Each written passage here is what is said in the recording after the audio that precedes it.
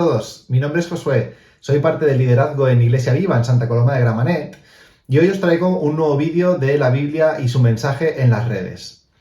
En este nuevo vídeo vamos a echar un vistazo al texto que encontramos en Lucas 4:31 hasta Lucas 5:32 y vamos a ver qué cositas podemos aplicar para nuestra vida.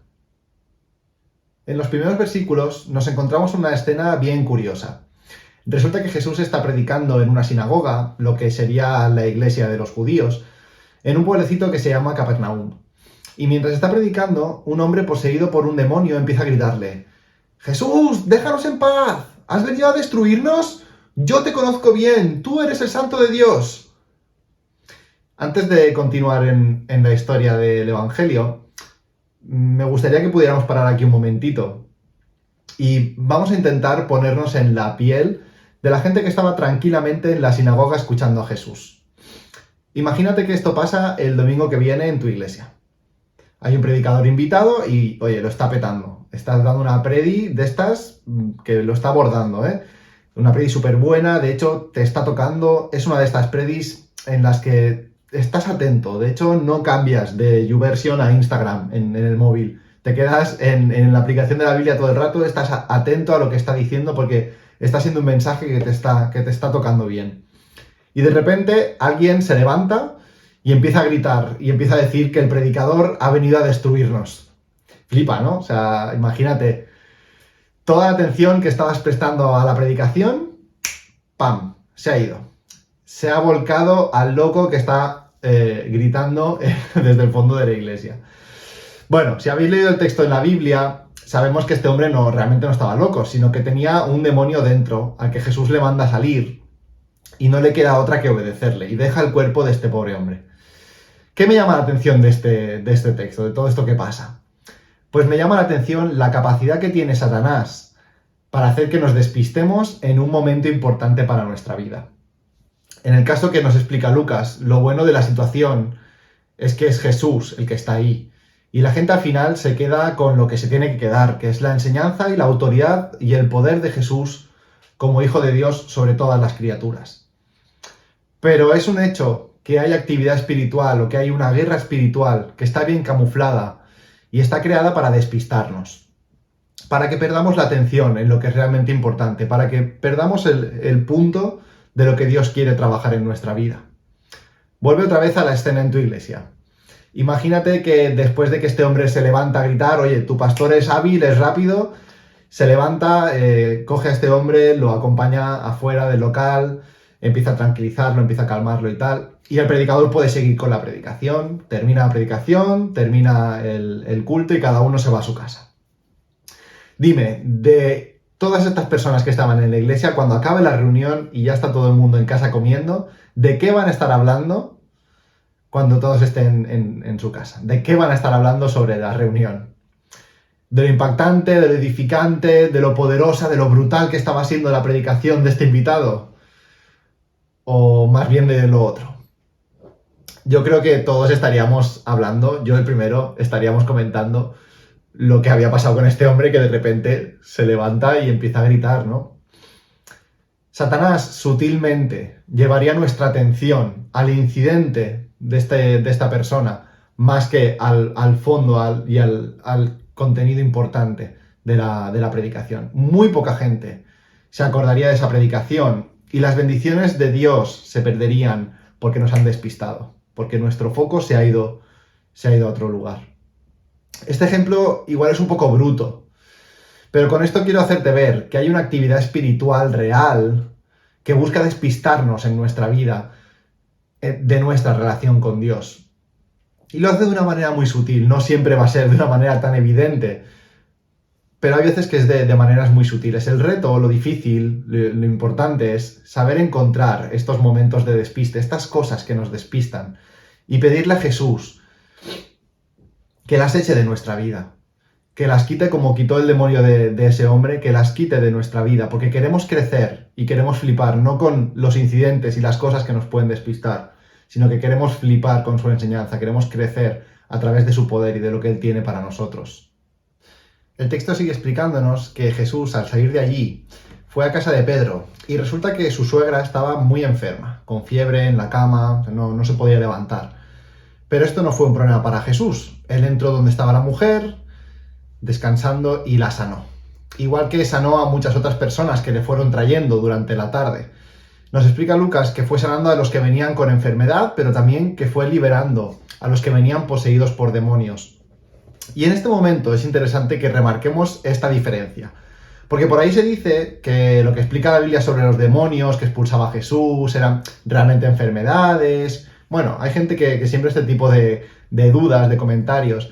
Pero déjame aclararte que Lucas, la persona que escribió este evangelio, era médico de profesión. Entonces, el hecho de que él distinga entre una fiebre y un endemoniado, entre una enfermedad y alguien que viene con un demonio, creo que le otorga cierto valor a lo que nos está explicando. Pero más allá de eso, lo que viene a subrayar este episodio es que Jesús estaba por encima de todo esto. Jesús vino a restablecer nuestra relación con Dios. Una relación que estaba rota por la influencia de Satanás en nosotros. Porque el pecado que Él nos ofrece se nos hace muy atractivo y es difícil de darle la espalda. Pero este pecado, a lo largo de la historia, no solo ha traído problemas, sino que introdujo la enfermedad y la muerte en el mundo. Y de esto vino a librarnos Jesús. De esta influencia que el paso de los años y de los años y de los siglos ha ido normalizándose. Piensa que en el plan de Dios, tanto en el del inicio como en el del final, no existe la enfermedad, no existe la muerte, no existe el dolor, no existe el sufrimiento. Y Jesús vino a acercar ese reino de Dios a la tierra. Y esto es literalmente lo que le dijo a las personas de Capernaum cuando les explicó que se tenía que ir, que tenía que salir de allí. Les dijo, también es necesario que anuncie el evangelio del reino de Dios a otras ciudades, porque para esto he sido enviado. Y esto es lo que hizo. Pero Lucas nos lo cuenta de una manera muy interesante, porque en el capítulo 5 nos va a explicar que Jesús estuvo anunciando el evangelio a 3 tipos de personas diferentes. En los versículos del 1 al 11, Lucas nos explica que Jesús se vio rodeado de gente en la orilla de un lago al salir de Capernaum. Y Pedro estaba junto a otros pescadores limpiando las redes después de haber estado toda la noche intentando pescar sin haber pescado nada con sus barcas. Jesús se le acercó a Pedro y le pidió que si lo podía alejar un poquito de la orilla para que la gente que estaba allí tan junta pudieran todos verle, pudieran todos oírle lo que él tenía que explicarles. Y después de dar su predicación a la gente, le dijo a Pedro, oye, rema un poquito más adentro con la barca, vete un poquito más adentro del lago y prueba de pescar otra vez, echa otra vez de la red y prueba de pescar. Y esto a Pedro le molestó un poco, porque él era pescador de profesión. Y sabía que si durante la noche no había podido pescar nada, mucho menos iban a pescar durante el día ya con el ajetreo, el ruido, más movimiento en el lago. Pero a regañadientes le hizo caso a Jesús. Y no solo pescaron, sino que tuvo que venir otra barca a ayudarles a sacar todos los peces de la red, porque eran muchísimos. Y cuando vio esto, Pedro se arrodilló frente a Jesús y le dijo, Señor, apártate de mí, porque soy un pecador. Pero a Jesús ya le pareció bien esta declaración. Jesús no se apartó de él, ni muchísimo menos. Jesús no se aparta de los que se declaran pecadores. Precisamente estos son a los que él busca.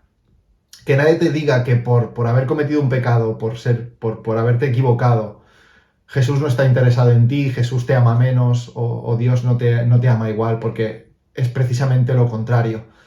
Dice la Biblia que el mismo Jesús dijo que él había venido a buscar y a salvar lo que se había perdido.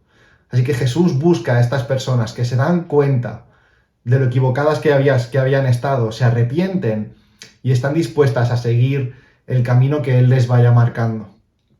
Ojo, que también en lo cotidiano, no solamente en lo que entendemos como espiritual, lo que entendemos como no espiritual, lo que es algo tan cotidiano como salir a pescar para Pedro, en eso también Dios tiene mucho que decir, Jesús tiene mucho que decirnos, porque todo es espiritual, no hay algo que sea espiritual y algo que no lo sea.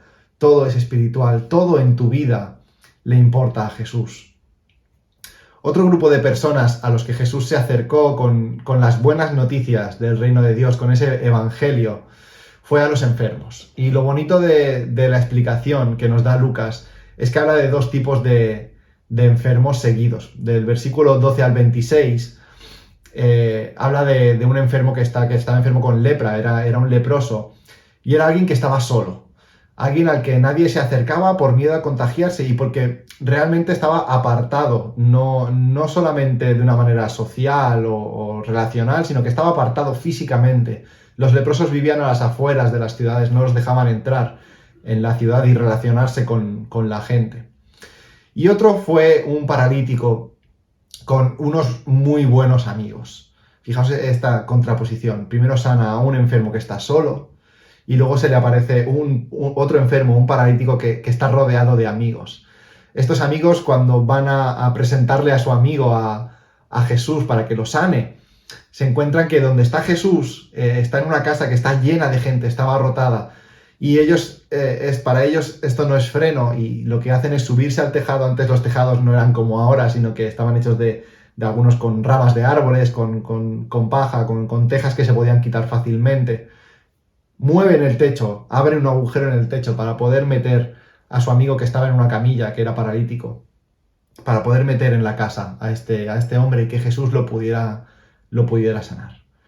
Ya hemos visto antes del poder de Jesús sobre las enfermedades con la suegra de Pedro y todas esas personas que se fueron acercando donde él estaba en Capernaum. Pero aquí también está demostrando su poder no solo sobre la enfermedad, sino sobre los prejuicios. Un enfermo como estos en aquella época eran marginados, eran personas que eran una carga para los demás y al final acababan siendo apartados, y si no tenían una familia muy buena o unos muy buenos amigos, como es el caso de este paralítico, el futuro que les esperaba era un futuro corto y doloroso, porque no se iban a poder sanar. La gente que enfermaba de gravedad, muy pocos se conseguían recuperar por la situación que se vivía en aquella época, y además eran apartados para que no fueran una carga ni un foco de contagio para el resto de personas. Así que Jesús también quiso demostrar su amor por la humanidad, acercándose a estas personas con su mensaje de salvación, a estas personas que estaban más marginadas por causa de su enfermedad. Y esto nos lleva al tercer grupo de personas a los que Jesús se acerca, que son los marginados sociales, no por una enfermedad, sino por lo que ellos son, a lo que ellos se dedicaban. Del versículo 27 al 32, Lucas nos cuenta que Jesús se encontró con un recaudador de impuestos que se llamaba Leví. Luego lo conoceremos como Mateo, que igual este nombre sí que nos suena un poquito más. Para resumirlo mucho, los recaudadores de impuestos eran unas personas que para los judíos eran como unos apestados. Eran la peor clase de personas que podían existir, era el peor oficio al que se podía dedicar una persona, recaudar impuestos para Roma. ¿Por qué?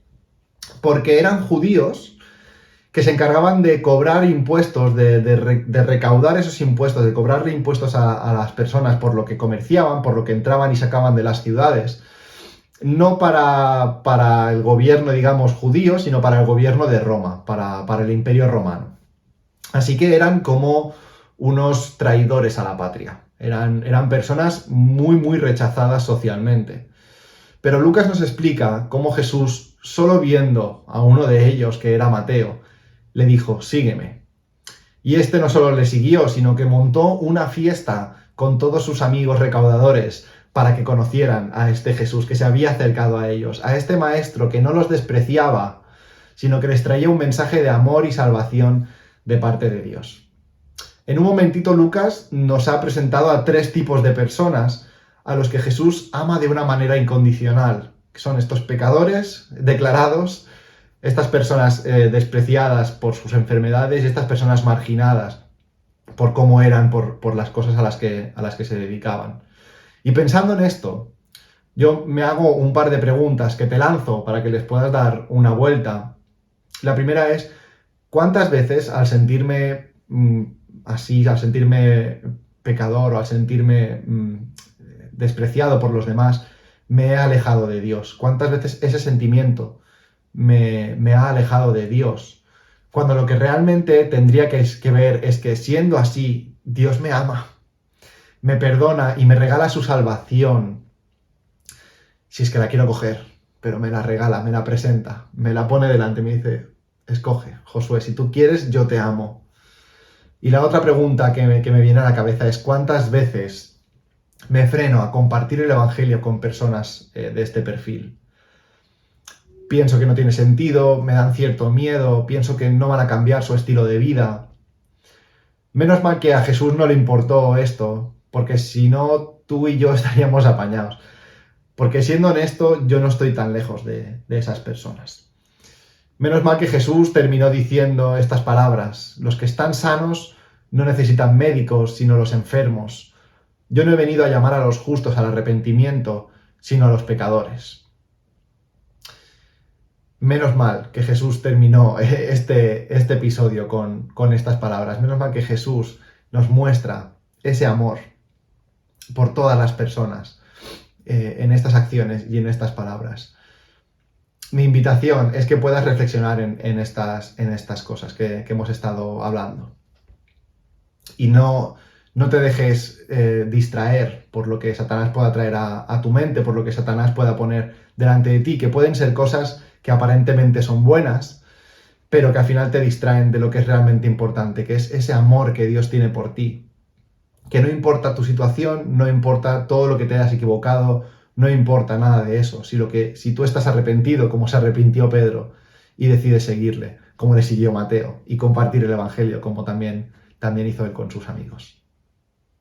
Por cierto, acordaos que si queréis profundizar más en estas ideas, en estas cosas que hemos estado comentando, podéis contestar a las preguntas que hay en el manual. Y no os perdáis el próximo vídeo de la Biblia y su mensaje en las redes. ¡Nos vemos!